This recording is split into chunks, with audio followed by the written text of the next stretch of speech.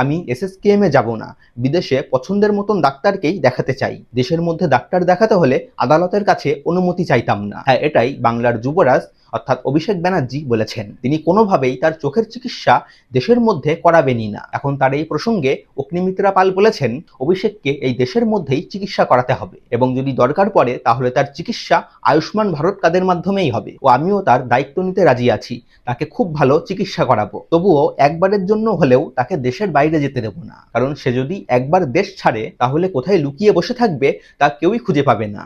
আমি জানি না উনি কেন এত রয়েছে। আমরা তো বলেছি আয়ুষ্মান ভারত ব্যবস্থা করে দেবো, তার যদি টাকা পয়সার অভাব থাকে। আমরা সমস্ত ভালোভাবে চিকিৎসা করার দায়িত্ব নিচ্ছি।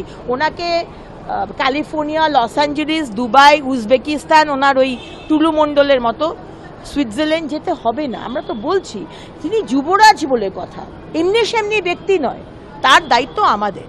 তো এটাই হচ্ছে আমাদের অভিষেক ব্যানার্জির বর্তমান অবস্থা, যার দাপটে একসময় বাঘে গরুতে একসাথে জল খেত। সেই মানুষটাই এখন কোর্টের চক্কর খেয়ে বেড়াচ্ছে একটা অনুমতি পাওয়ার জন্য, যে মাননীয় বিচারপতি আমাকে একবার দেশ ছাড়তে দিন, আমি ডাক্তার দেখিয়ে আবার দেশেই ফিরে আসবো, আর অন্য কোথাও যাব না। তো দেখা যাক এখন পরবর্তীতে কি হয়। এখন একটা তথ্যও দিয়ে রাখি আপনাদেরকে, বর্তমান সময়ে দাঁড়িয়ে অভিষেক ব্যানার্জির উপর 15টি ফৌজদারি মামলা চলছে এবং প্রত্যেকটি মামলার তদন্ত সিবিআই ও ইডি যৌথভাবে করছে।